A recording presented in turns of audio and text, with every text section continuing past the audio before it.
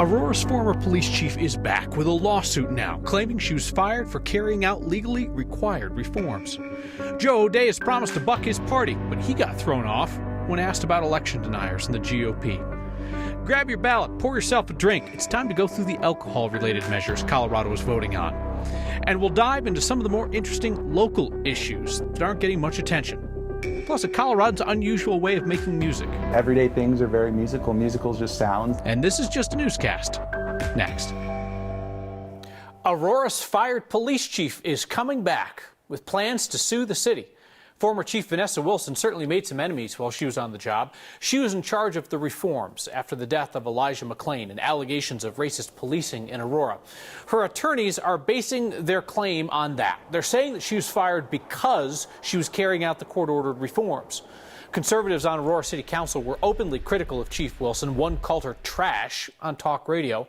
Wilson's attorneys say that city leaders conspired to fire her, and they did so illegally, the attorneys say, based on Wilson's work on behalf of people of color. City spokesperson says, not true. They say Wilson was not fired following the consent decree. The city says she was fired for ineffective management and low morale within the police department. Colorado was one of several states where elections workers faced an increased chance of threats and harassment. You know that from watching Next over the last year. And now everybody knows it from a new nationwide study by researchers at Princeton. Researchers compared each state's population to the volume of recorded threats against local officials. 7 states had higher than expected rates of threats or harassment, and Colorado's on that list. The states with the highest rates of threats, Pennsylvania, Georgia, Arizona, Wisconsin, and Michigan, those are states where the 2020 election results were long contested by election deniers. Here in Colorado, there are groups like the right-wing FEC United, which is allied with some Republican elected officials. They claim that Colorado's elections were rigged, but if we're being honest, no one took them seriously. The FBI previously highlighted election threats in Colorado in an FBI report last month. And the director of Colorado's County Clerks Association says that local elections officials have increased their security coming up on Election Day. Republican Senate candidate Joe O'Dea has promised very publicly that he will stand up to his party when he believes they're wrong. Pressed today on the threat of election conspiracy theorists running as Republicans this year, O'Dea instead dove for cover. This was the exchange on MSNBC. Are you concerned that your potential future Republican colleagues in the Senate have these positions? Well, look, we need to use our election system to move our government forward. I think Hillary Clinton was the first one that started talking about election. Yeah, I was truly asking about your identification with your own party, sir. That's it. I really am. That's really the question. We're going to move the country forward. That's what we're going to work on. All right. Republican candidates have recently called Hillary Clinton an election denier. Maybe you've heard this before. They're referring to her comments about a Supreme Court case that could potentially give state legislatures the power to overturn election results in favor of their preferred candidates. So, say Colorado goes for Trump, and instead Colorado's legislature is like, nope, we're going to submit our electoral votes for Clinton instead. Can't work like that. Clinton has said that that case could be used to overcome the popular vote and the vote within states and quote-unquote steal elections. So not quite the same territory as, say, like a defeated president trying to hold on to power. O'Dea has said, speaking of former President Trump, that he doesn't want him to run again in 2024, but he has said previously that he'd vote for him if he's the GOP nominee. Business of booze is on the ballot in Colorado. 3 separate ballot issues ask you different questions about expanding the ability of businesses to sell alcohol.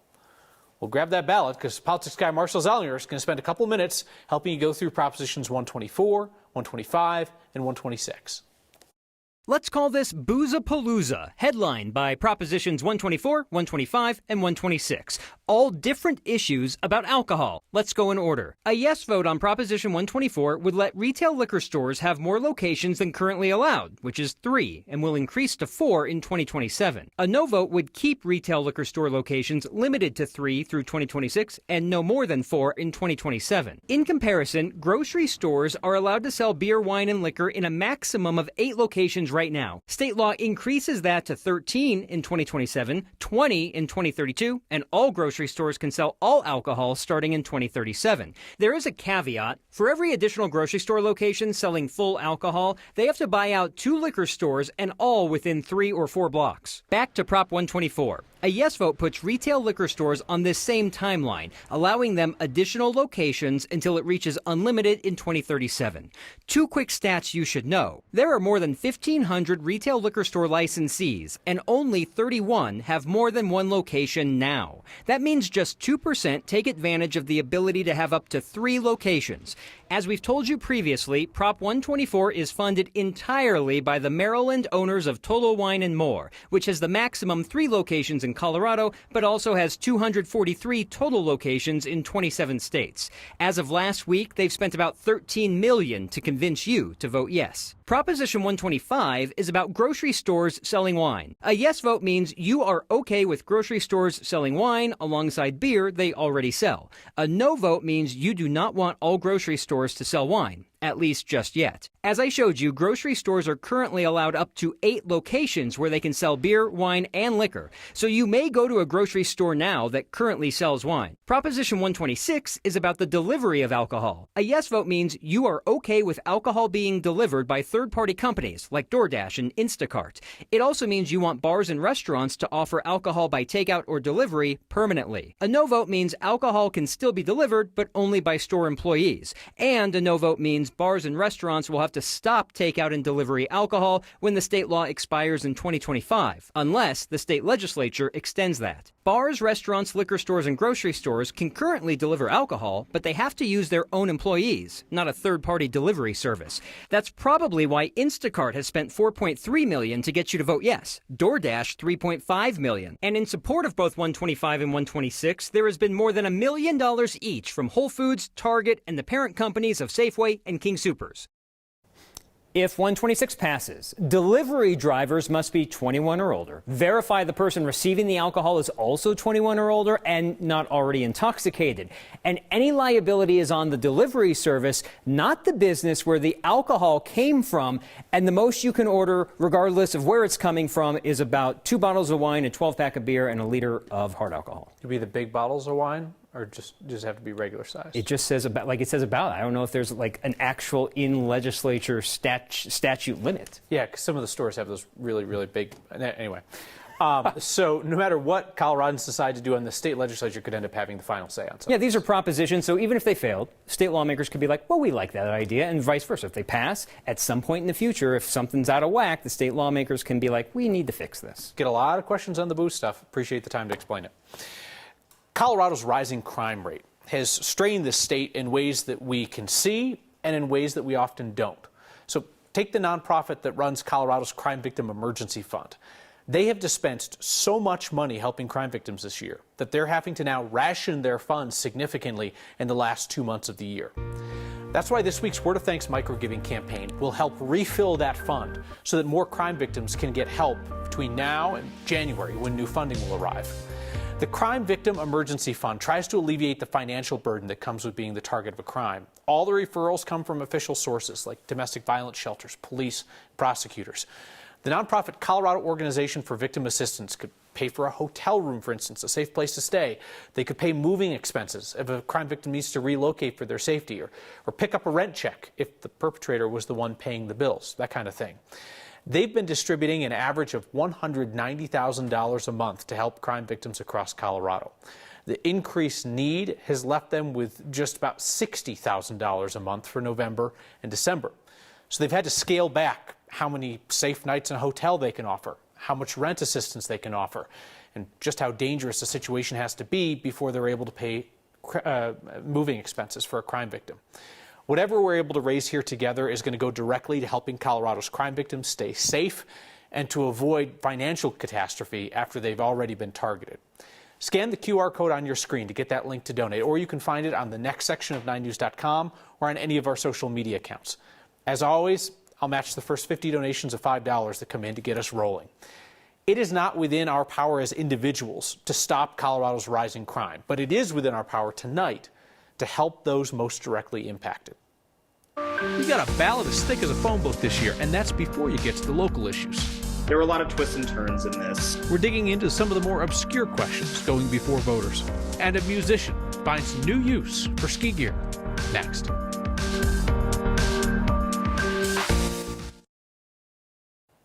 We have been so busy breaking down the big statewide races, the statewide ballot issues, we haven't even gotten to some of the more interesting local measures on your ballots. So down in Monument, voters will decide if they should become the 105th home rule municipality, basically more local control. Castle Pines and Lone Tree will vote on whether their city should provide broadband services. And our Steve Stager looks at a few other city issues that'll be decided. Aspen Grove really exemplifies, I think, a lot of the debate that's going on around housing, not just in Littleton, but the entire metro region. In March of last year, the owners of this 20-some-year-old shopping center near Santa Fe and Mineral proposed a new development here, mixed use with 2,000 housing units. There were a lot of twists and turns in this. Rob Tan has covered those twists and turns for a year and a half. He says council initially approved that 2,000-unit housing development. Citizens collected signatures against it, and that's the question voters will see on their ballot. But in the meantime, Littleton changed its land use code completely, and Aspen Grove already submitted and was approved for a new, smaller development of 500 homes. It means a yes or no vote on the ballot initiative won't actually mean anything. But Tan says it'll be symbolic. It'll demonstrate kind of where Littleton's appetite is, I guess, for denser housing like this. Up the road in Inglewood, voters will decide whether the city should remove masculine pronouns from their city charter and refer to council members as council members. A similar measure in Westminster failed on last year's ballot by about 800 votes. The city of Aurora put what a city spokesman calls a housekeeping initiative on the ballot. It would change the city charter, removing a provision that bans felons from running for office in the city. It stems from a court ruling. The court ruled that, in fact, my civil rights had been violated, that the Constitution did uphold my right as a felon to run for office, and anyone who was a felon. Candace Bailey was convicted of second-degree assault years ago and ran for city council last year. I will use the rest of my life to change things for others and to give back to a community that I did damage in my lifetime. I believe that everyone has the capacity to restore their life and to be a different person at some point. For Next, I'm Steve Stager. Aurora's proposed change would only ban people from running for office if they're convicted of embezzlement of public funds, bribery, perjury, solicitation of bribery, or persuading someone to commit perjury. Even if voters in Aurora don't pass the change, the city still has to comply with the court ruling from Bailey's case.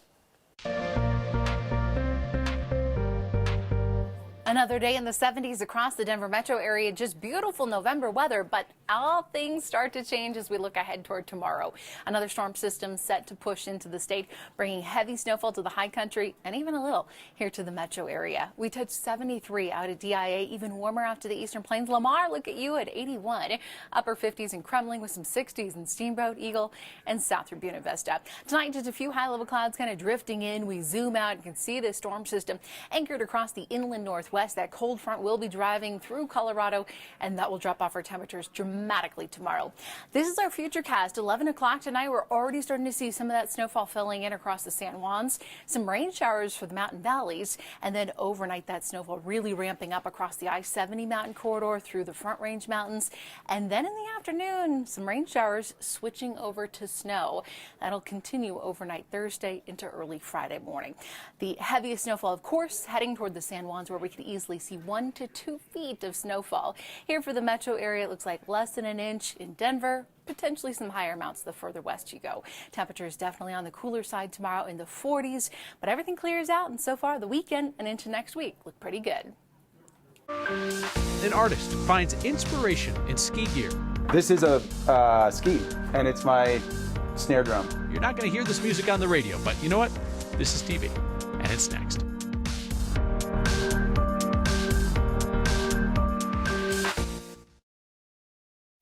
The start of ski season brings all the familiar rituals, pulling the skis and boots out of the closet, checking traffic before you head up the hill, and then the one dude who makes music out of ski gear. I've made music as a hobby for my entire life.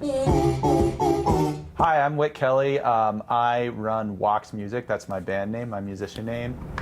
And I make a weekly music video on my social media accounts. I've been able to put together my own songs and my own mini production. From a young age, I've loved to, when I hear a song, I want to know why the different things work. And then when I get to recreate it, I get so excited. So I kind of love that push and pull of hearing and learning and trying to recreate, and then having my own voice in a musical sense. I'm from Baltimore, Maryland, born and raised, go Ravens, but I love it here. I've been here for 8 years, and I'm a really, really huge mountain person, so that's part of what drew me here. This is a ski, and it's my snare drum.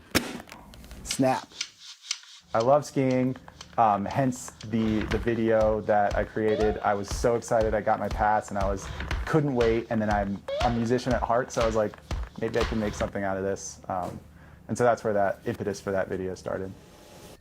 But I hope to move you in a way that helps you look at the world in a different way or felt seen. I really feel like that's what music's about. It's a connective force. It's sound, so we hear each other.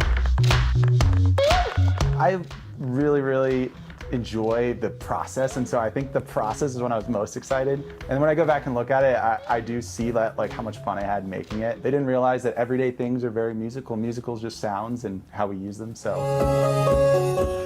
maybe you'll think of it in a new light when you ski.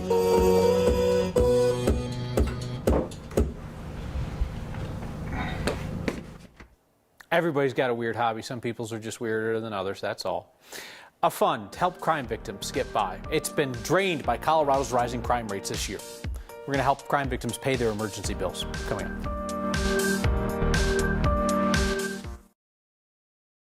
There's a longtime nonprofit in Colorado that exists to help this state's crime victims. So you can imagine the impact of Colorado's rising crime rates on an organization like that. Their fund to help victims deal with the aftermath of crime is pretty well drained by now, and they have 2 months left in the year. So they're rationing the funds available. They're able to spend about 1/3 of their normal amount to help crime victims find a safe place to stay, pay their bills, things like that. If you scan the QR code on your screen or go to the next section of 9news.com, you can get that link to join me in donating to the Colorado Organization for Victim Assistance. You hate to see folks told that there is not financial help available to them after they're the victim of a crime. This is something that we can do to help people statewide. Craig asks, when might Colorado see a third-party independent run for senator? Well, that happens all the time, but Colorado has not had a significant third-party candidate since Tom Tancredo ran for governor in 2010. See you next time.